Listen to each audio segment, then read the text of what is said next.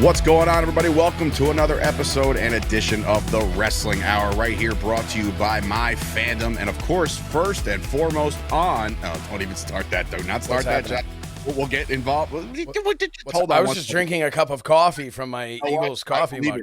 You know, it's funny. I have a mug here as we're just throwing. Oh, yeah, you've got quite the mug there, and you got a hat on top of it. Hold on to the ball, asshole. As my too many fumbles in my day. Anyway, oh man, welcome to the Wrestling Hour. This is Dave Sturchio alongside Josh Shernoff, and again, we talk to you guys first on adfreeshows.com. We want to thank them for their support, and of course, all you people watching and listening on ad-free shows. We appreciate you guys each and every week.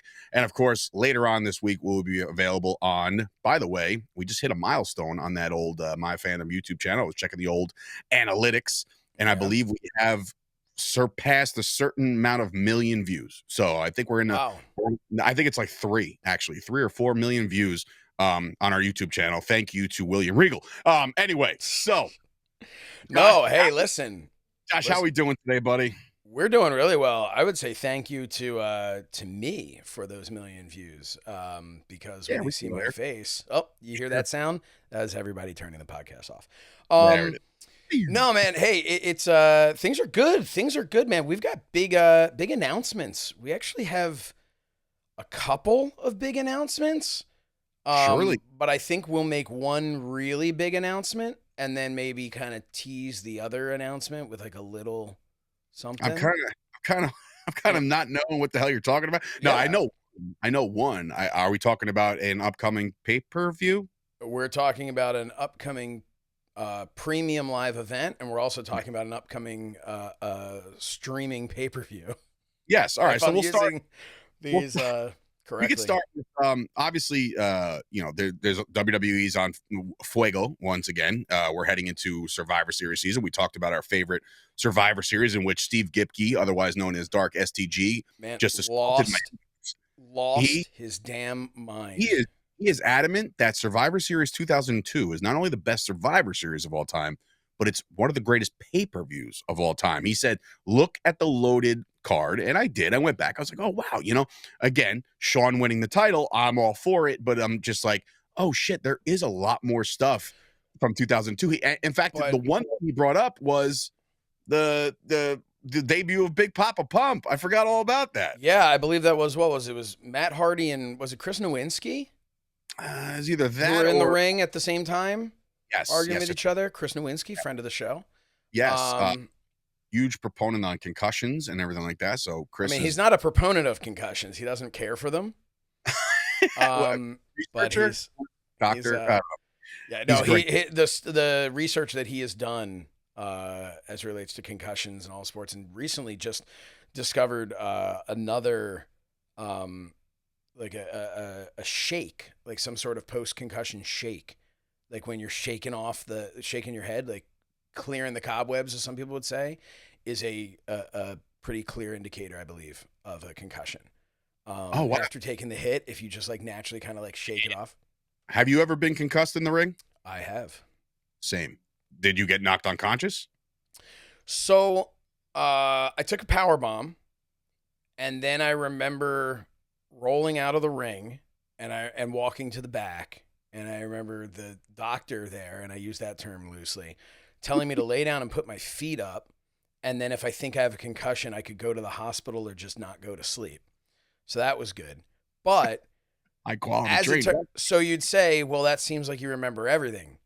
However, after that power bomb, I cut a promo, which was planned, that went into, as I slurred my speech through, a impromptu tag match that really was only a couple of spots, and a title change, and then a reversal title change. So I didn't walk out with the championship, but Jesus. And then after getting hit with some other move, I then rolled out of the ring. And that's where my memory comes back. You remember the power bomb and rolling out of the ring, nothing in between. Yeah. Do not remember cutting the promo. Don't remember doing any of that. Scary, scary shit. I remember it was literally my last in-ring match, not including the battle royal that you and me were in, or any of the stuff that we've The done. one where I eliminated you? I eliminated you first. No. I jumped over the top rope. Poorly booked. It was horrible. It was like, oh, wow, you guys have a great little interaction here. You know, it'd be really funny if we, instead of building up to a payoff, we just, forgot about it. Man, Wrestle Pro. Anyway, love him there. My concussion happened in 2016, one-on-one match. Christopher Avery Kuling. He had a bunch of other, personas and characters. CAQ. Clothesline to the back of the head. I think the concussion actually happened when my face hit the ground, if I'm not mistaken. Like, he did hit me in the back of the neck, lower head area, but like I fucking face planted, and the next thing I know, I'm looking up at the ref and I'm like, okay, I got to get up and sell for the clothesline. He's like, yeah, buddy, clothesline happened, pin happened, everything happened. He's gone. Like, you got to get up. And I'm like, what? I was completely floored. I was like, that is scary shit not to know. It is scary. The worst part about it is having like friends and family in the front row, and they could see the glazed over look in your eyes like, hey, all right, this was fun. And at that point I realized, I was like, this is like my 7th registered concussion. Not in wrestling. I've done a lot with football and other shit, falling off a bike when I was a kid. There's a bunch of shit. But like that one was the kill shot for me. In which even doctors are like, look, man, if you want to remember your kids' names when you're older, you might want to knock this shit off for a little while. And I'm like, all right, fine. So yeah, concussion's nothing to fuck with. No, it's really not. It's and I wish people who are in sports would take it more seriously and understand it more than they do. And Chris Nowinski, I mean, just Google what he's been doing. Yeah, he's great. Yeah, the NFL hates him. WWE, NFL, I think, ended up, where I first met Chris backstage at AEW. He would come in a couple times a year, and he would talk to the talent about really signs. It wasn't really so much like, listen, they're trained professionals. They know how to try not to get a concussion, but shit happens, right? So he would talk to them about the signs, how to notice in yourself, notice in your colleagues, right? Talk to the referees, notice in the middle of a match, and really important stuff. And then I think what happened was AEW collectively got hit in the head and all forgot everything he taught them. But no, that's not fair. They're fine. I guess they're not hiring us. So really fucking matter. Yeah. But then the last time I saw Chris, actually, and we have a mutual friend, but the last time I saw, I guess we have a bunch of mutual friends since I'm in the wrestling business, but the last time I saw Chris, believe it or not, was actually at the park in Florida. I was visiting my family, took my kids to the park, and it was us and Chris and his kid. And our kids played together, and he and I chatted for a while, and that's the last time I saw him. But good dude, leaving an indelible mark on professional wrestling.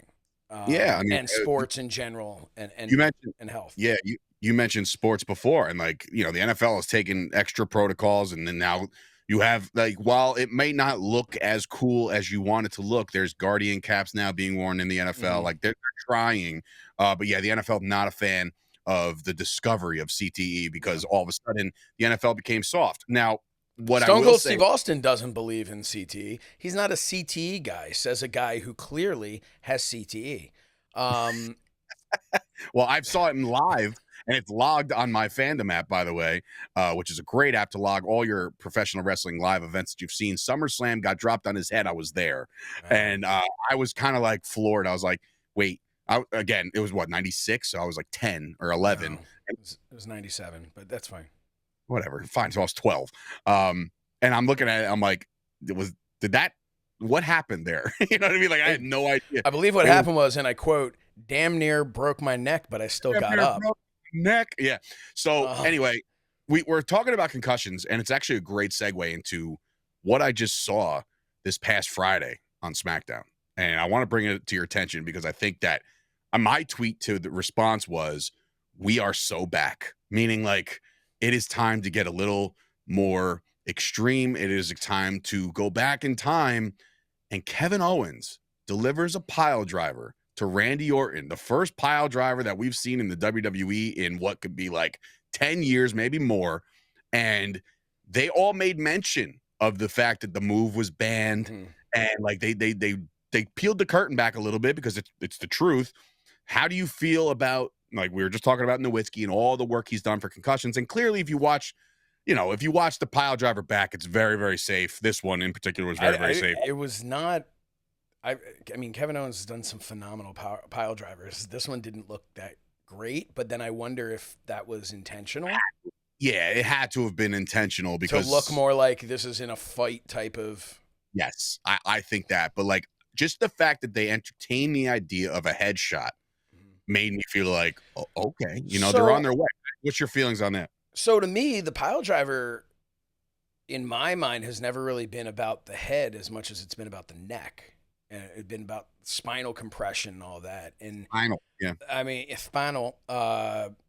And we'll talk about that a little later. Remember to talk about that. But I loved it as far as from a story standpoint. I loved the fact that he sold it the way he did. Orton sold it the way he did. Pronouns, pal. But I believe there needs to be more of that. Having said that, the Canadian Destroyer has been there a bunch of times. It is not really considered the same as a pile driver for some reason. And I wonder if the reason is because it's not something that kids can really just do at home. Right? Fair. Like a pile driver, anyone can do it. Not well, but can do it and end up crippling somebody. Canadian Destroyer is like, how are you? Two to tango, really. Yeah. Honestly, it takes really one to tango in that move, and it's not the one doing it. So, but yeah, it's really, to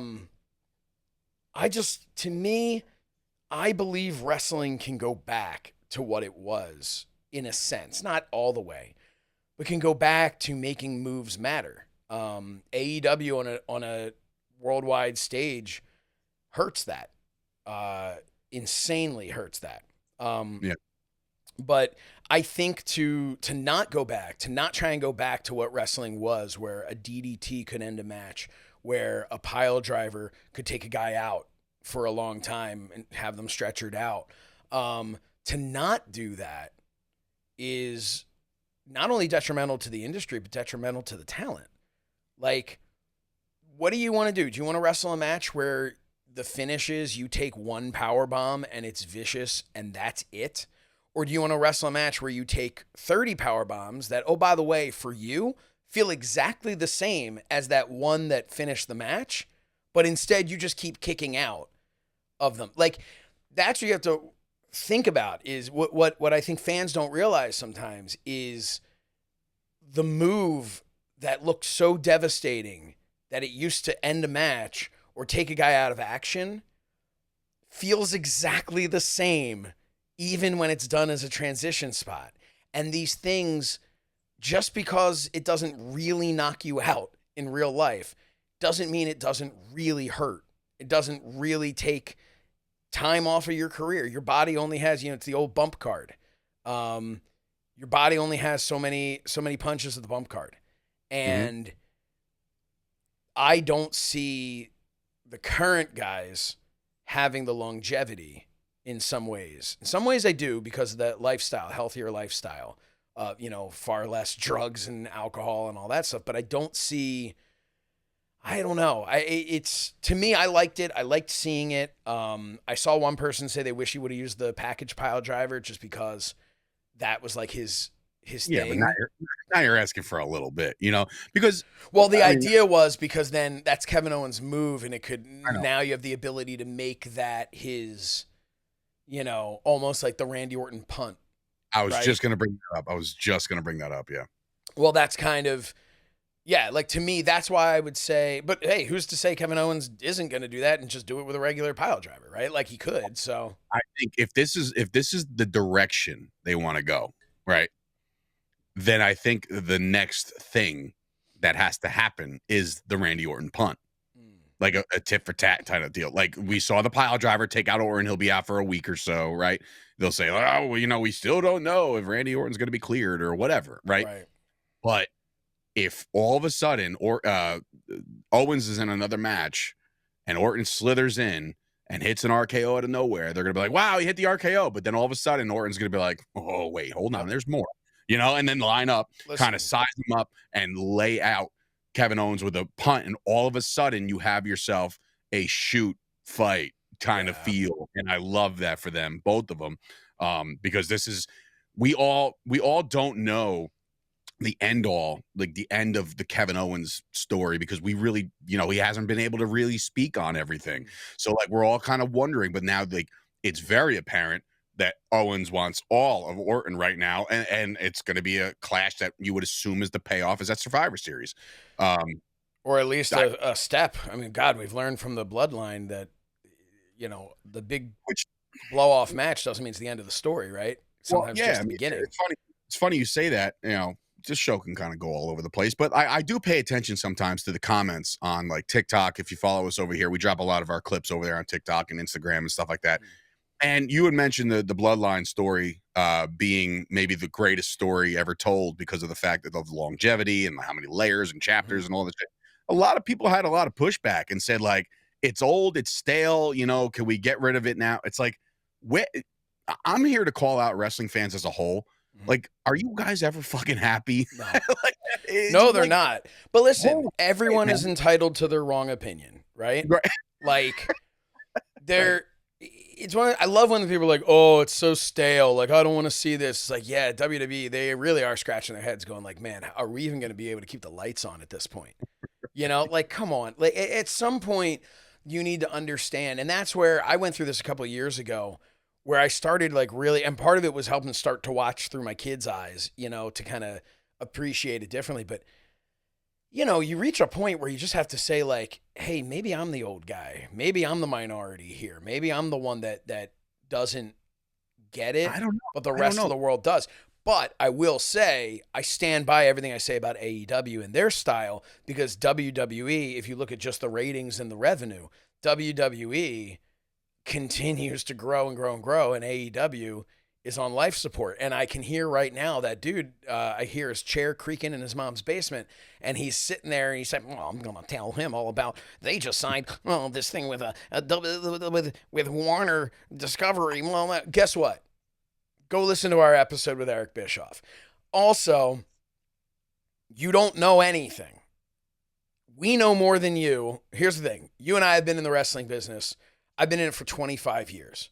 You've been in it for half that, I guess, right? 12, yeah. Right. The reality is we know more. 13, sorry. 13. 14. 14? Okay. Changes everything. It does. We know more about pro wrestling than your average wrestling fan. And that's not a pat us on the back, we're so great. That's just, we literally have been fortunate enough to experience things behind the scenes that fans only read about versions of it and have never actually seen and never actually experienced. And having said that, you and I, to quote your good friend Pat McAfee, we don't know shit about fuck. Like, that's, you know, we don't know anything about these things. This is all conjecture on our part. This is all gut feelings, but our gut means a little bit more than some random keyboard warrior, because of the fact that we can actually, like, I can say, oh, this is how I feel about Tony Khan. I've actually met Tony Khan. I've actually had numerous conversations with Tony Khan. Is he my friend? Absolutely not. Do he and I, you know, exchange Christmas cards? No, we don't. But the reality is, and I just keep sending them. You know? Wait, you get yours? I got mine last year. I said, what? Yeah, no, it's him under a mistletoe with a neck brace. You didn't get no? I didn't. No. Now listen, bro, you got to be in with you got to be in with the cool crowd. But my point is though that, like, you know, we are ever so slightly closer. So when we give an opinion, again, you're all entitled to your opinions, but we're not two random guys just sitting here with a podcast. We're guys who have been around this business, who know a thing or two about the business. Now, compare us to the people who are in the locker room in WWE, AEW, stuff like that. I'm not suggesting to know as much as them by any stretch of the imagination. I'm not trying to. And I'm not trying to say it makes me better than anybody because of the knowledge I have. But what I'm saying is these fans that want to give their opinions on things like we don't know what we're talking about. Dude, we know what we're talking about as much as anyone who is not literally in the room. Yeah, I mean, to your point, and I agree wholeheartedly with everything you just said. But I'm just saying, like, for me, I'm all about atmosphere, and when I say atmosphere, I mean like read the room when something happens. So every time Roman Reigns or Solo or anybody involved in this bloodline storyline make an appearance on the Jumbotron or the Titantron, have you, or in the ring, or their music hits, everybody stops. Everybody listens, everybody watches, everybody cheers or boos. It's called interaction and atmosphere. If you don't have that and you hear crickets when, I don't know, fucking another storyline just is like, oh, okay, cool. Like the Viking Raiders or some shit. Like somebody who, like, great athletes, but they just haven't picked up where they need to pick up. And you're looking at it and there's nothing going on and people are just kind of walking and you can see people on their phones. That's when you know it's stale. If the crowd is reacting, boos or cheers or whatever, the case may be, that means the storyline still has legs. So everybody who's shooting that down and saying it's stale, clearly everybody that's in attendance, the 18 to 20,000 people in arenas and then hundreds of thousands people at stadiums, don't think it's stale. So therefore, you're wrong. Right. And I mean, it's like, but again, look, different strokes for different folks, right? Like it's, Sure. I posted something over on the So Says Shernoff TikTok. As So Says Shernoff is coming back, wrestling news as real as the action. Very it's coming back, season 5, award-winning show. Cannot wait for it. The end of this month. We'll talk about that next week. Anyway, but my point is, I've been posting all these old things, which, first of all, God, they're old clips. They specifically said these are classic clips. People are just like, does anyone want to tell them Vince isn't there anymore? No, dude, I know. You think I just recorded that right now? It was like, Vince McMahon has made, what do you think I'm looking at? The Wayback Machine online and I type in, WrestleZone? Come on. All you have to do is look at the shade of Josh's hair and extra wrinkles. Yeah, I didn't have these highlights on my temples. Why do you think I wear a hat? Yeah. the hiding... the magic of fucking Hollywood. Yeah, it's unbelievable. But no, there was, one guy who was just like, oh, this is a really bad take, right, on something that I had said, which, whatever. First of all, it's a comedy show. I don't give a shit if you whatever. But then I look over and I'm like, okay, but there's like 800 something likes. And I'm like, well, am I really going to change everything because this one guy made a comment and he doesn't like it, but 800 something people liked it? Like it's one of the, and that's the thing. Like now, if one guy goes, I like this, and 800 people had a thumbs down, like then you start to go, maybe I should revisit this content, right? Out of touch. I don't know. But I don't know. It's these people are weird. Anyway, so yeah, that basically puts that touched on a bunch of stuff, whether it be the Kevin Owens thing on SmackDown or the Bloodline thing on SmackDown. We're getting closer and closer to Survivor Series, and we're here to also inform you that thanks to our good friends at Ad Free Shows, the day of Survivor Series is going to be a fun one for the Wrestling Hour. Oh, yeah. Because myself and Josh are going to host an official pre-show leading up to Survivor Series, which you can obviously watch on Peacock and however else you get your pay-per-views or premium live events. But we're going to be able to break down all the matches. And again, Ad Free Shows is going to stream it on their YouTube. We're going to stream it on our YouTube. It's going to be a nice little simulcast of a live show. And I think it's going to be a lot of fun. Live, which means join us, ask your questions, because the whole thing is we want to talk. We're going to go match by match. We're going to break it down, but we want your opinions and your questions on there too. Remember how we just shit all over your opinions? Well, now we want you to, that's not you guys. We're not talking to you who's watching and listening to this. Come on. We're talking to those other people. You know who they are. Yeah. But, yeah, man, I'm excited for it. Ad Free Shows and MyFandom kind of working together here to present the Wrestling Hour Survivor Series pre-show. I have a soft spot in my heart for which I'm seeing my doctor about, but no, I have a soft spot in my heart for Survivor Series and the fact that 6 years ago, we talked about that last week. That's when I launched So Says Shernoff. So Says Shernoff Survivor Series special. That was it. He still nails it, guys. He still nails it somehow. And so to be able now to do this, with you, Dave, and with the Wrestling Hour brand, that I'm so unbelievably proud of what we've built with this brand. So far so good. Yeah, it's really cool, and it's really exciting to be able to see it kind of evolve. And I should say, most exciting to not have to travel to the show. Thank you, WWE, for always welcoming us with open arms.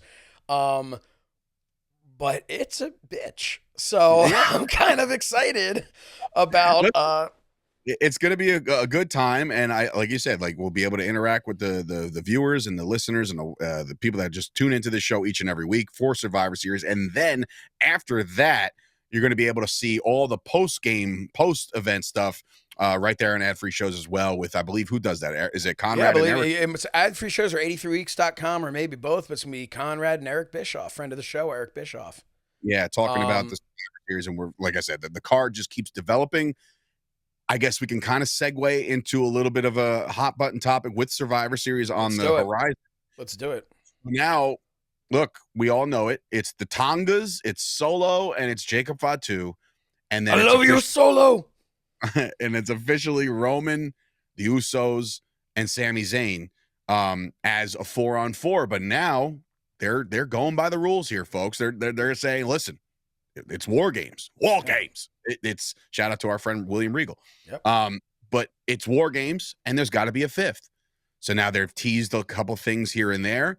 Josh, do you have a knee-jerk reaction there? They've been trying to do the recruiting trail to try to get Seth Rollins, to try to get Sami Zayn, a little bit of something, pretty much on both shows. Do you have a knee-jerk of who you think the fifth member is of each team will be? So my original, are we taking for arguments? Let's take The Rock out, right? Let's take him out. All right, go ahead. I know that was kind of, seems like I think it's the lowest hanging fruit is what I think. Right. So we're taking out for me, if that's what you want to say, by all means, but I'm just saying, to me, part of me feels like there could be like WarGames did with Sting back in the day, in WCW, when it was like, which team is Sting going to be on? And then Sting came out and was on the NWO's team, and they're all upset and all that stuff. And then the real Sting came out and beat the crap out of the NWO Sting and everybody, and then just walked out. And fun fact, the next day on Nitro was when he said that everyone who didn't believe in him can stick it. And next time you saw him, he was up in the rafters with white face paint on. So, and didn't talk for 18 months. And then forgot to get a tan, and Eric Bischoff decided to bury him. Love you, Eric. Anyway, but so you think Sting is so Sting? So without question, Sting. Sami Zayn, I see it a possibility that it becomes both sides saying they're going to have Sami Zayn, and then whose side is Sami on type thing. But that would be a fourth. How? It's Roman and the Usos. That's three. You need four. So Sami Zayn is fourth. Real quick. Look into this light real quick and just let me flash it, Men in Black style. So obviously Sami Zayn is going to be the fourth for them. So for the original Bloodline. So let's talk the OG. Yeah. So I've seen a couple of things. The Seth Rollins thing. I've seen like Seth Rollins and Bronson Reed. Here's my problem with that. Bronson Reed has no place. It doesn't fit. Doesn't make sense. It's stupid. No. Seth Rollins, I think Seth Rollins needs to just pass on it. Just absolutely not. Because Seth Rollins, look at what he gave of his body at WrestleMania, which still, man, that WrestleMania main event Dude, I watched Holy it back. crap, dude. So Today, I watched it. Listen, today on the Stairmaster, I watched it back, and I'm like, me and Josh were right there for this Yeah. whole cluster F of a. But when I say cluster F, I mean like the greatest cluster F Yeah. we've ever seen. I Like, will it was- I will go to my grave fighting this argument that it should have been Stone Cold and not The Undertaker. Sure. Had it been Stone Cold and not The Undertaker, I don't know that anything would have ever been able to top that moment at WrestleMania ever in any future one. Just because you're maybe 20, 30 years from now, when you've built this new generation, but had it been Stone Cold, that would have been everything. Undertaker and Rock, nah, not really. Like I get they tried to spin it. They're like, well, Undertaker giving you the nod is that's always been nah. I love, and like I said, I refreshed my memory of that today, and I love The Rock's reaction to that first gong. He just like, oh yeah, and that you wouldn't have got that with a glass break. A glass break would have gotten you the crowd out of control. You would have gotten that from The Rock. You wouldn't have gotten scared, Rock. You would have gotten I think you would have. Yeah. You would have gotten the eyes looking at the beeper that says 316 on the beeper. Remember that? Yeah, the big eyes. I'm telling you, it would have been a bridge. would have been magical. Anyway, back to how much do they wish they had replica titles back then? Yeah, they were throwing real belts off the thing, like dude, like, and then Vince is probably in the back, like, go get it, don't let that think. Oh man, so good. But go to hell. one more shot, and fucking this tackling dummy known as Stone Cold Steve Austin falls off a bridge, and I'm like, man, this is such captivating shit. How do they keep doing this? Amazing. Great. Anyway, fifth man. Fifth man. So I don't see it being Seth Rollins. To me, I could see it being Cody. Yeah. I could see it being Cody, and I could see it being Kevin Owens on the other side. And I could see that being Orton's return. I could see Orton returning in back-to-back Survivor Series with a Randy Orton return. But I could see Orton being out until then, and Orton being what kind of levels the playing field. Like it's Kevin Owens, but maybe Kevin Owens doesn't even get to the cage. Maybe Orton cuts him off or something. But think about the history between Kevin Owens and the Bloodline. You really think that after all this shit? Well, Kevin Owens' issues with the Bloodline, his issues with the Bloodline were really Roman and the Usos and all that. Yeah, his issues. I mean, he didn't give a shit about, the other guys was more just like, it is what it is. They're fighting each other, but it is what it is. But I also think I've said this a few weeks ago on the pod here. I think Kevin Owens and Sami Zayn, there is the fact that Sami Zayn turned on them to save Kevin Owens, but now is going to go back to them in Kevin Owens' mental state where he is. I mean, there's money there. There's money in the feud between those two. Is that the longest feud in wrestling history? Those two? Kevin Owens and Sami Zayn. I feel like they've been fighting for the last 15 years. Yeah, and then they get together again, and then they fight again. Right. It's incredible how many times those guys have turned on each other. Nothing beats the NXT turn on, by the way. That was fucking That brutal. was so good. So well done. So well done. That's when I still watched NXT. Shout out to NXT. They're killing it. They're doing their thing. They are. And I love everybody there. And there's just only so much time. Right. Like there's only so many days that I could tell the wife, the wife, and I'm like, hey, listen, I know Mondays, Thursdays, and Sundays are occupado for football, and then Fridays I usually typically tune into SmackDown a little bit. I can't imagine that conversation with her saying, hey, by the way, Tuesdays I'm going to also watch. It's like, no, I said to my wife, I'm only going to watch wrestling. Like I'm only watching wrestling on the days that it's if it's live and it's on there, I'm only going to watch it then. So we've only got Monday. There's Tuesday. Got to check out Wednesday. Don't forget about that. Thursday over on Access, we've got some good stuff. Really want to kind of dive deeper into that. Friday, of course, we have SmackDown. And then, let's not forget that it's, with the weekend just kind of open there, we either have a PLE or maybe it's a great opportunity to catch up on MLW or see what's going on the indies. Never ending cycle. So yeah, there's so much wrestling, which again is why like, oh, I don't like this, and shut up and go watch something else. So many options, right? At this point. If you're not into story and psychology, then go watch, AEW, like whatever you want to do. You know what I'm saying? Sure. Hey, can we talk for a second about because I've got a bone to pick with Randy Orton and Mark Henry.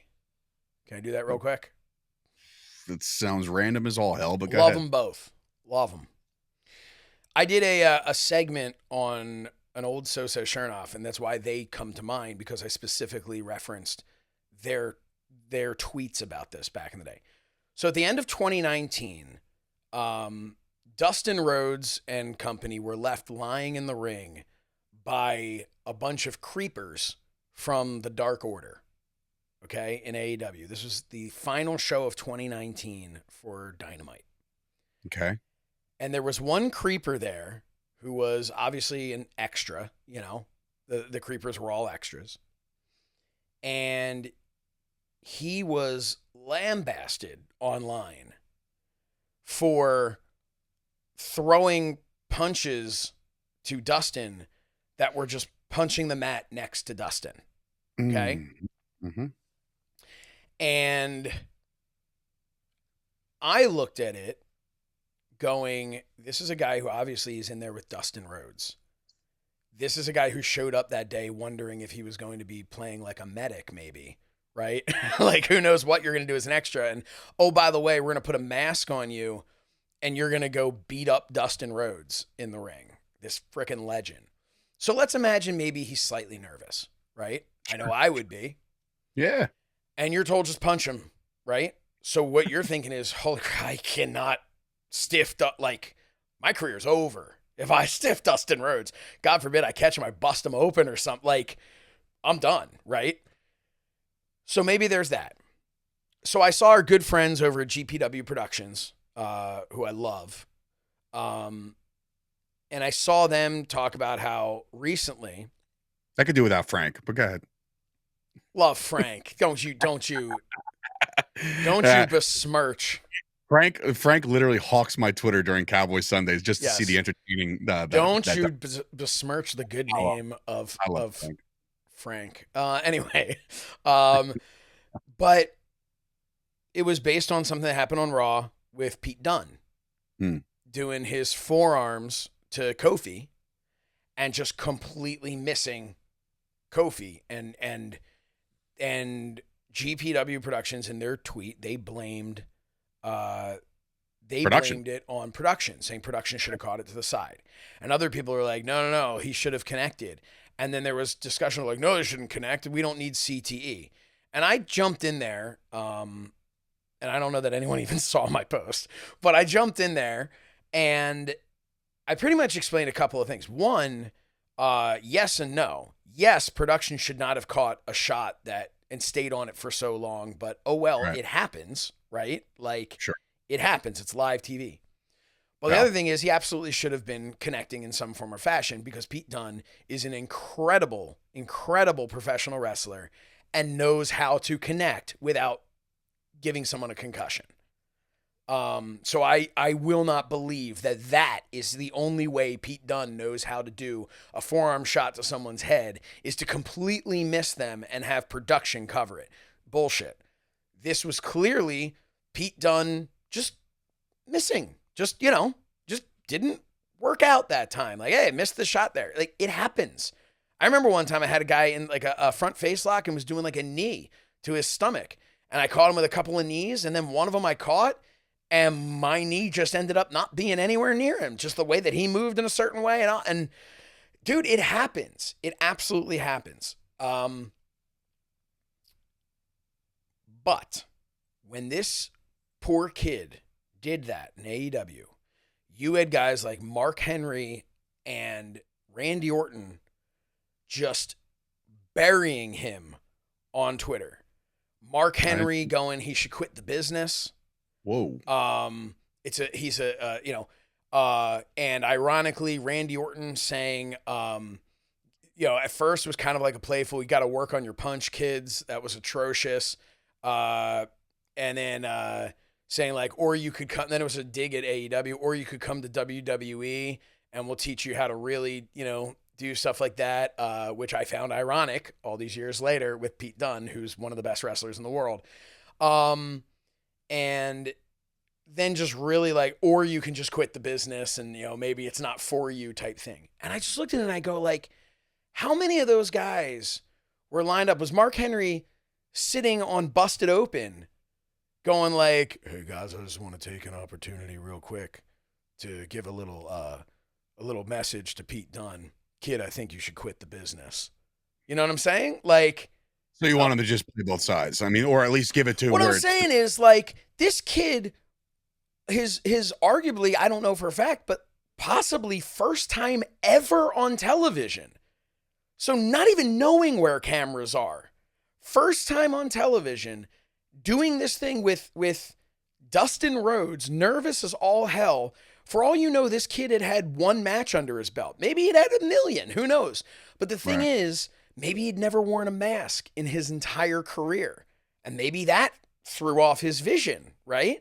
There's a lot to take into consideration before you tell an up-and-coming wrestler who already is probably not, there's not a person in this world who's coming down on them harder than he's coming down on himself.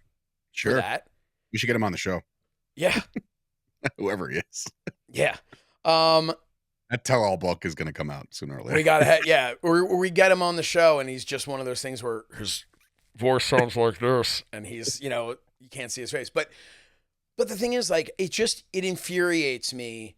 It's one thing for the fans to say whatever. It's other people to give their opinions when they've never been in the ring of how something should happen.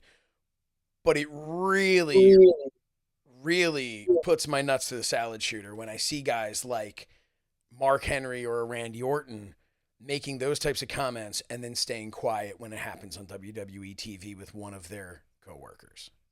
That's just... I totally agree. Oh, God. How did you do that? Oh, don't you worry about nothing, brother. I got all the bells and whistles over here. But yeah, I agree. Like if you're gonna say something, you should probably say something again because it was so polarized and brought to the light. And look, man, like you said, Pete Dunne I've called one of his matches, and let me tell you something. That dude is a fucking animal in the ring, and he makes everything look like he's absolutely pummeling you, right? Yeah. And the fact that this camera shot, I do also blame production. Like that's me because I know. And look, if he's coming down with a forearm, it was both. I remember Pat Buck when he's teaching us how to throw strikes. I remember him telling me, like, if you're not, like, I so happen to be a very good worker's punch. Like, I can throw a good worker's punch, both overhand right and a jab. He said my jabs were as good as Road Dogg's. Like, no bullshit. I drew a nice jab. But if you couldn't throw a good worker's punch, then start throwing some forearms, because then you can just kind of, ease up a little bit on the impact. So however you're taught. Not to question Pat Buck, but when I was training, do you know what you were told if you couldn't throw a good worker's punch? Quit. Practice your punch. Yeah, well, he said that they were that, you know what I mean? Like, he also told us to this is very safe. He also to say put a nail in a wall and jab the nail. Meaning, like, that's how less, like, you should throw it, but you should be holding up so that nail doesn't, like, puncture your skin. That was a tactic that may not go over well nowadays with the younger generation of the kids, right? But I will say, like, just from a production standpoint, somebody should be yelling in his ear, like, dude, switch the angle now. Like, but they didn't, and that's it. It's a fuck up. But at the same time, like, that's the thing. It's like WWE, like, they definitely get more right than they get wrong. That's for sure. Yeah, so it's like, here's the thing with the internet with it. Like, it was production. Man, it's so much. This stuff happens. My response to the tweet, because I saw the tweet from GoPro and I saw that Big Ben Bishop had also retweeted it. And I said, these comments are coming from people who've never fucking stepped a foot in a ring. Yeah. Like, so don't tell me about a worker's punch or whatever. Like, bro, stop. And like in twofold, I also don't believe in like Japanese strong style. That's just my opinion. That's not wrestling. Right. I'm sorry, to me, it's not. It's not it's professional just wrestling. MMA at that point. You know what I mean? Like Yeah. you're Professional. There's nothing I hate more than the back and forth forearms to the chest as hard as you, all that bullshit. Yeah, the reality is professional wrestling, you're supposed to not hurt your opponent while making it look like you hurt your opponent. It's called suspending disbelief. You know what I mean? Like suspending reality. And yeah, that's why I never got into strong style. But like I can say, which again, AEW's fucking, he's like, here comes Ibushi Ushi Jijusi, and you're like, oh, who the fuck is that? Oh, well, you know, you should see a strong style in New Japan. Like, I never fucking heard of him. Yeah, this dude will fuck you up if you open up and allow him to just punch you as hard as possible. I remember coming up with a couple guys like that who were just like, yeah, I'm into the Japanese strong style. And I looked at him in practice and said, you lay one in, I will fucking hurt you. Yeah. Like that's just I will double leg takedown your ass and just hammer fists are coming your way. Anyway, this all to say that you think that Sami Zayn and Cody Rhodes could possibly be, or Sami Zayn, Kevin Owens, or whatever. That's a good little mix. I think it's going to be somewhere in that vein. But I also think it's been announced that Danny Moff has driven Lance Anoa'i out of fear. He has begged to please be protected under a WWE contract. So Lance Anoa'i was seen at NXT. Yep. So that main event is never going to happen for Fight Factory. But hey, listen, out of fear. Out of fear. I will say, look, obviously, congratulations, Oos, on Lance getting the call. I don't think, like, could you think that the WarGames thing can start, like, obviously being 5-on-5, but could we possibly get just the complete civil war breakdown? Meaning, like, okay, let's just arbitrarily say it's Owens and Sami Zayn for your argument's sake. Could we also see like fucking Lance and another member and another member and another member and just make it this massive, holy shit, how many more are there? You know what I mean? Like, could we have an ending like that where the last team standing might be a last team standing, but there might be a couple new faces to recognize and to get to know, right? Or do you leave Lance down in NXT, and then the Bloodline storyline can start trickling down into NXT, where there is a possibility of a Zilla Fatu or somebody like that to also join the fray. And again, say what you will about Zilla and his personal relationships with other companies. The kid looks like $1 million. He's Umaga's kid. He's going to get there eventually. It's just like, truth be told, unless he's complete shit. But I'd like to see. Do you know what I would like to see? Sure. I would like to see a promo in the ring where Jimmy and Jay are kind of having this heart to heart with Solo. He's their little brother, right? And they're talking like, man, we don't want to do this. We don't want to do this WarGames thing. Like, we don't want, Roman's set in his ways. He's going to do his thing. And you're forcing us to do this. I don't, if I got to knock Fatu's ass out, whatever, I will. If I got to take out the Tongans, I will. But, Oos, you're my Oos. You're my little Oos. Yeah. And then Rikishi's music hits. Because he's all their father. Which Rikishi music are we going with here? It's got to. Well, it's not going to be a bad. None of that bullshit. It's going to be too cool. Yeah, not the turn it up one. It's got to be the Rikishi's music. Yeah. When they listen. I agree with the Rikishi, but it's like it needs to be. Here's the thing. Rikishi's music needs to hit. He needs to come out there, and he needs to cut a very short promo because bless his heart. But he needs to cut a promo. And I think Rikishi needs to kind of make it like we're all going to, where they hug it out. And we're like, oh, man. And that's it. And then the Usos kind of get out, start getting out of the ring or whatever. And, Rikishi kind of gives a little raising up Solo's hand, whatever. And Solo just, boom, spike right to Rikishi. Rikishi's down. Solo's out of there. Jimmy and Jay are consoling their father, yelling at him like, how could you do, all that stuff. And now it's like Solo is on another level because now look what he is willing to do. Man, he'll take out his own father for not acknowledging him as the tribal chief. Have you noticed that in Solo where it's like I do like his character, but I do feel like there's a lot of steam missing from Solo. Like, I think that absolutely put him over the top as the biggest heel in the business. You don't mess around with a 65, 70-year-old father, however long. I'm sorry if I'm definitely dating him. He's not that old. He's 46, I think. Right? I'm like, no, but I would love that. But like, for me, Survivor Series 5-on-5. It feels like it's gonna be. I mean, I'm not gonna be one of those people, one of those internet trolls that say like, again, with certain things. But like, if it's right now, Cody doesn't have shit, right? And he could be approached by the Usos, and they could say like, hey, it's worked already. Let's do it again. We need you. And then it's yes, like that's announced, and then everybody speculates. Is it The Rock as the fifth man over there? I don't think The Rock's ready to go again in a match per se, but he doesn't really have to. If it's a WarGames type thing, he doesn't have to do much, right? Like, he doesn't have to be the guy coming off the cage. You know what I mean? Like, he could just be the guy just laying boots to asses, right? So they can do that, but I ultimately think that this is an opportunity. And again, this is just fantasy booking 101. This is the ultimate opportunity to turn Cody on Roman Reigns. Like, because there has to be, because you just feel like it's going to be Cody and Roman in Vegas. That's what it feels like again. I think it's going to be Roman and Rock in Vegas. I mean, remember, there's two nights. You know what I mean? Like, there's always that's two nights. But I don't know if they'll is the crowd going to take over? Is LaCreca going to bust out his robe? Like, what are we doing here? You know what I mean? Like, I feel like that's where we're going. I don't know if it's a thing. I'm not sure. But if, like, again, the people talked about turning John Cena heel for like 20 years and it never happened, right?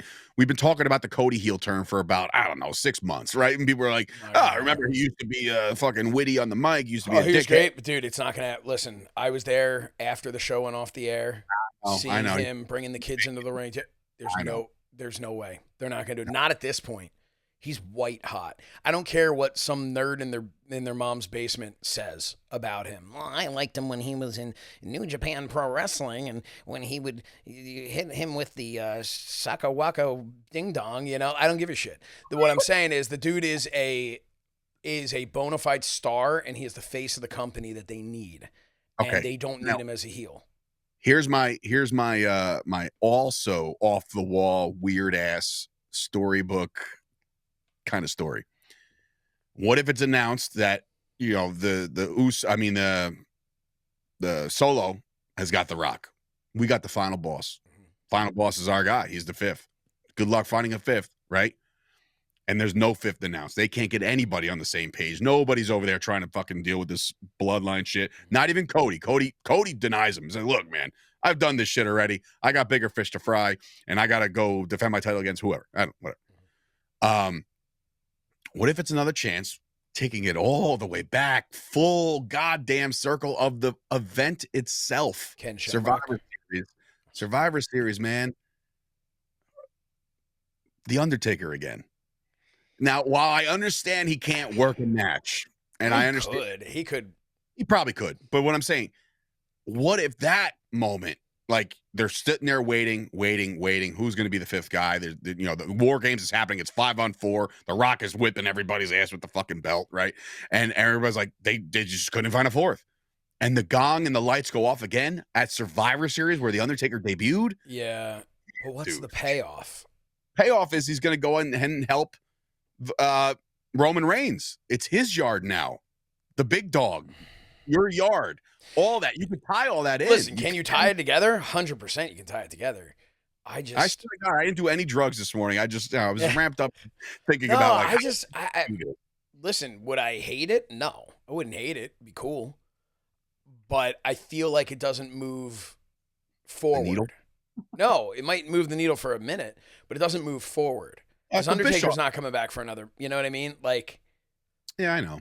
So what I'm thinking is, if there's nobody that's fit, and you just said like the fit for Seth Rollins ain't there, and Bronson Reed ain't there, right? Like, yeah, would the Sami Zayn and Kevin Owens thing really fucking hit? I think it would, but it's like, that means they leave Orton in kind of in the dust, and then maybe maybe Orton is the return. Like, there's a lot of moving parts, and I feel like there's too many moving parts for us to be like, that's it. They should do that, right? Which is when I think wrestling is at its best. I know, right? and the fact that we can't predict this. It's got me thinking, like, okay, who else could be it? Like, Lance Anoa'i is not the answer, like, and I love him, and I hope he does very, very well, and he has a bright future. Is Zilla Fatu the end? No, he's not, but he's good. That's the thing. Lance needs to be like Solo was. He's not Jacob Fatu. Jacob Fatu came. Everyone was waiting for years for Jacob Fatu to show up. Lance is the guy who needs to get built in NXT and then show up at some point, just like Solo did. Solo stayed separate and built his legacy, his own, not legacy, but you know what I mean. Built his reputation in NXT and then showed up at Clash of the Castle, which I'm going to tell you. I want to tell you a brief story, if I may, about that. The Wrestling Showcase 2022 was happening the same day as Clash of the Castle. Same time as Clash of the Castle, too. So we actually had in the locker room, we had a TV, big TV showing the Wrestling Showcase, what was going on outside, and then had a projector that was showing Clash of the Castle. That was nice of you. And when Solo, if you remember, was the opening match. So our show hadn't started yet, but it was the opening match there. Solo debuted. I was sitting next to Jacob Fatu. And Jacob Fatu, I got two vibes from him in that moment. I saw a guy who was so happy and so proud of his family, and I could see a look in his eye of just like, when is my time going to come? Like, when is this going to happen for me? Did he say that? Absolutely not. All he said was just like, man, he's so happy for him and all that. And I believe every last bit of that. I believe he was so happy for him. Like, you could see, but it was almost like this, like, man, like excitement followed by like a, like a little sigh. And I could see that. And I said to him right there, I was like, you're next, man. He's like, he gave me a little and I was like, no. I was like, you're next. And not that literally anyone would have said that, because we all knew, but he knew all the challenges going into it of what he was still facing. And he knew where his contract was with MLW at the time. He knew what the issues were with WWE and why they had passed over him before. But I remember that. So clearly. And seeing when Jacob Fatu finally debuted, it was such a incredible feeling, having worked with him so many times beforehand. Yeah. I mean, your face is still a little swollen from getting kicked right in the face by Jacob Fatu. But no, that's sodium. And fat. Are you in agreement with me as we kind of pivot off of, there's so much more to talk about Survivor Series as it develops, but are you, it's a good thing we're doing a pre-show. Yeah. Are you in the same mindset as me of saying it's going to be at the end of the day, when if you put all of the bloodlines, both sides, right, stack them up and you put them in a fantasy draft, right? Is it Roman and then it's going to be it's going to be Jacob Fatu? Like, it's not close. I don't think. As far as like who are going to be like when you look back, when it's all said and done, who are the biggest stars? The biggest star of the bloodline is obviously going to be Roman Reigns and then Jacob Fatu. That dude is on an unbelievable level of athleticism, of comedy. If you think about it, like some of the shit that he's been saying is fucking hilarious. And I just think he's on another level. And this is not to discredit the Usos or Solo or the Tongas or any of these guys that are joining this whole storyline. But like, I just think that he's just a level above everybody else in presentation. Do you agree? I think Jay is going to be up there too. I think the way that I've watched how what he's become, everything, just from the colors he's chosen to wear, from just the change of his physical appearance, his promo skills, looking at him and just I see him. He has become I don't know how to really say it, but there's always been, in my mind, like the way to be a star, and this is why most indie guys don't look like stars. The way to be a star, in my mind, is if you can, those drawings where you don't actually even draw the person's face. It's just their features. Maybe it's their hair. Maybe it's Yeah. Hulk Hogan, you show sunglasses, a bandana, and that mustache and nothing else, it's Hulk Hogan. Think of it this way. It's the teddy bear test. Can you dress a teddy bear like them and make it noticeable of who that is? Not a lot of guys on the indies that you can do that with. And not everyone in WWE. Certainly not a lot of people in AEW. Not to keep crapping on them, but I look at guys like a Matt Cardona, right? What he's created on the indies. You could have an indie god bear. You could have a deathmatch king bear. Yeah. You could have an always ready bear. And you look at those and you're going to know, as long as you know who Matt Cardona is, you know that. So for instance, like a Jimmy Uso, yeah, if he's wearing a shirt that says, they not the ones or whatever it is, maybe, but otherwise you're kind of like, I'm not really sure. But Jay, you put the sunglasses with the yeet, you put the white shirt, you put the blue pants, like that type of thing. It's Roman is another one. If you just have the long black hair and that one glove, right? There's things like that. Jacob Fatu has that as well. Mm-hmm. He has that look. He has the look where he could be a bear. He could be a cartoon. He could be, something like that. A lot of those guys, Seth Rollins has it. There's, so to me, that's kind of the, like, I look at it that way, but I think Jay is going to be on that same level. But yeah, I think when it's all said and done, I think it's going to be Roman, Jacob Fatu, and Jey Uso are going to be the ones from the family that can get behind that. And another thing about their, not only just looks and appearance, there's a lot, and I always make fun of a lot of independent wrestlers, and I for doing this. That's why they all hate you. Well, I don't care. But like Sean Donovan is one of the guys that I always say a promo is going to come from him because he's going to say, on November 14th at this venue, at this, right, and it just kind of roll down the card and where you're at. Mm-hmm. That whole thing. When I listen to Jey Uso do a promo, it never feels like a promo. No. It feels like he's just talking. He's just talking. And it's very unconventional. Very, in the way that he does it. Jimmy too. Just like the way they talk to each other and communicate. Jimmy's not on the same level as Jay. Though. No, he's not. Jimmy still feels a little too much like a character talking. Sure. But again, they've worked it in a way, but every time Jay's out there, you don't know what he's going to say. He might do the yeet. Yeah, fine. That's his catchphrase. That's merchandise. That's money. But I'm saying every time that Jey Uso is on the mic, you just feel like you're talking to somebody. And if he's pissed off, he's going to let you know. And if he's happy, he's going to let you know. But he's never and on Saturday night, live from this blah blah blah, you'll see me. No, there's an old school promo style, and then there's and this is going to be not to pat myself on the ass, but when I've done those things for Fight Factory Wrestling, to promote those shows or to promote stuff from Moff and the guys like that, what I've tried to do is not cut those types of standard promos.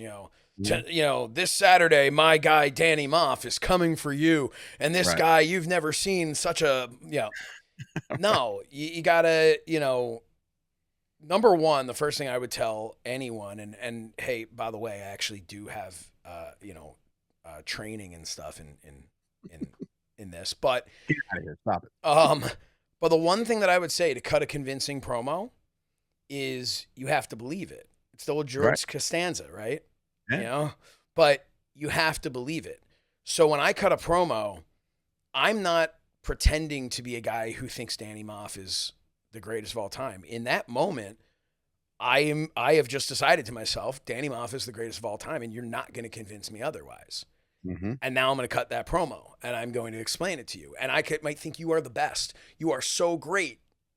You're just not quite Danny Moff. And that's unfortunate, because if it was anybody else across the ring from you, you'd have a chance. Maybe even it would be a walk in the park.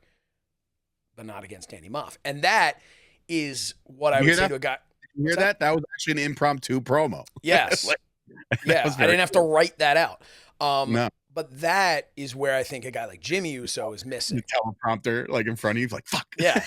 He caught me. And that's where I think hold on a second. Let me. Yeah. Jimmy Uso is, but that's where I think Jimmy Uso's missing. He's like, come on, Us, we gotta go. Come on over to SmackDown and talk to. It's like, no, man, like just believe. You have to believe it. You have to believe it. It's why Kevin Owens is so damn good, you know. And it's not some method acting thing. It's just legitimately like you just convince yourself. That's like when Kevin Owens made his debut at WWE, I was like, this is my favorite guy. Like he came just the out way with he talks. He's phenomenal the way he talks. cut off sleeve shirt and he wants to fight people. Oh, game on. You know, like, and unfortunately, what that does is when Kevin Owens does it, that means the independents are going to do it. Like, well, if Kevin Owens can do it, like, no. Dude, 2001, everyone had baggy pants, right? Yeah. Everyone had the pleather baggy like it was just everyone goes through because WWE sets the tone. But it does. And listen, so look, this conversation's gone long. It can go on and on and on, and we can't wait to do that. We do have to announce a few things before we get out of here. One, I do want to give a special shout out to the Now, who are launching Awesome Championship Wrestling, ACW. Very, very excited about what they're doing. Hudson Valley is lacking pro wrestling. I think that they are definitely in the now right now, meaning they know the temperature and the climate of professional wrestling, and it's strike while the iron's hot, kind of like why I launched Fight Factory when I did. I feel like, you know, can we do a little bit of something different, right? Not better, not worse. Like, can we do something different? There's another option. Yep. I think what they're doing is providing another place for the boys, the talented boys. I'm talking a good mix of old timers, legends with the new generation of independent wrestlers. A lot of the guys that me and you are familiar with from the ISPW roster, like they're doing a lot of cool things. And I just want to give a special shout out to those guys. And I'm very excited. Say that again. I said tickets now on sale for those guys, so I'm very pumped about. I mean, the show. It's is it going to be at the Mid Hudson Civic Center? I know that's not what it's called anymore, but I don't. Unless maybe they changed the name, and that's where I'm not familiarized with it. But tickets are going to be Ticketmaster. Ziggler's going to be. Nick Nemeth is going to be there. You have Tommy Dreamer. You have Crowbar. You have. It's just a good mix of everybody. You have Moff. You have Donovan. You have guys like that. So it's going to be a great show. We are trying to weasel our way onto that promotion as well. Pad the lope. Listen, pad the lope. No, I've had the pleasure of being at ringside with them. There was one time the guy hit the ropes. I noticed his boot was untied, and I tried as quickly as I possibly could to reach my hand in to help tie his boot because I was worried sick about what could happen. Unfortunately, I think he thought I was trying to do something else, turned around, ended up being distracted, and I guess that's when they lost the ISPW tag titles. I'm not sure. Jerk. But I wouldn't change that for the world because to me, their safety was more important than anyway. tag championships. All right, so they'll book me, right? Definitely. So that is ACW. Very excited about that. We are in works with a February relaunch date for the Fight Factory. We're trying to get a venue secured for February. It'll be on a Thursday night, we believe. And listen, what we did on a Tuesday is miracles. Now Thursdays gets a little closer to the weekend. I think we might even do better. But that's in the works as well. And of course, the grand finale of them all. Josh, I'll let you take this one because you have orchestrated this. Listen, truth be told, I've known Brett Lauderdale a very, very long time. He's refereed a lot of my early matches. We've always had a good connection from that. And you've always had a good connection with Brett as well. And that's because, well, now we can announce, Josh, take it, man. It's one of the biggest things we've ever done as a tandem. And I'm very, very excited about it. And again, kudos to Josh for putting in the legwork. Hey, look, this is, all part of the game, right? As you get to know these people and we like to contribute. Wherever we can, if we see an opportunity where we can contribute. And Brett's a guy who, I mean, GCW shows are some of the most loaded independent shows you will find anywhere. I don't know that there's an independent promotion that does even half the amount of shows per year, even a quarter of what GCW turns out. They go all over the world, and they are going to find themselves in New Jersey on November 23rd for GCW Dream On at the American Dream Mall, which is really cool. They have a big fan fest going on beforehand. Kurt Angle's going to be there. Lots of names are going to be there. But live at 1 p.m. Eastern Time, in the middle of the ring, GCW Dream On pre-show presented by MyFandom, MyFandomApp.com, hosted by Dave Sturchio and Josh Shernoff. We are so excited to be hosting this pre-show. We will have guests coming into the ring. It will be a great opportunity for fans there. We'll have a giant QR code to scan it up, to log all of your pictures on the MyFandom app. We are really, really excited to be a part of this and bring our own unique spin of how we host things. We've done a lot of pre-shows. We've done one for GCW in the past. That was not live, and that was in an empty building before doors opened. Not this time. This time it is live. Fans are going to be there. Anything can happen. It's GCW. Anything can happen. It will be streaming live on the MyFandom YouTube channel, on the GCW YouTube channel, and on Triller, on the Triller app and Triller.com, Triller TV, whatever you want to call it. We'll iron that out before we do it. But we're really excited to be doing this, to be tapped in for that. And then stay tuned to the actual show itself, because if you just can't get enough of Dave Sturchio and Josh Shernoff, well, stay tuned for the actual broadcast as part of your Triller Plus subscription for GCW Dream On, because we're not going anywhere after that pre-show. So No. So yeah, so stay tuned for that. We are really excited. The graphic will be going out momentarily. So, that'll be announced today.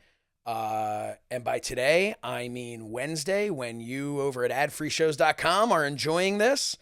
For the rest of you, you're probably checking this out on Friday, and it's already been announced. So you waited entire episode to hear our big news.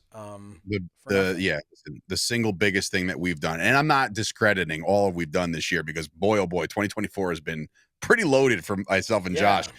We've done 2 nights of WrestleMania. We've impromptu covered WrestleMania ourselves. And then, oh, by the way, those guys did a pretty good job. We should probably invite them to Cleveland to cover SummerSlam, and we did that. So WWE has been incredible to us. But this might be the most eyes that have ever actually paid attention to us.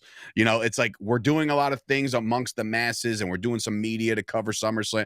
But this is thousands and thousands of people that are going to pack the mall.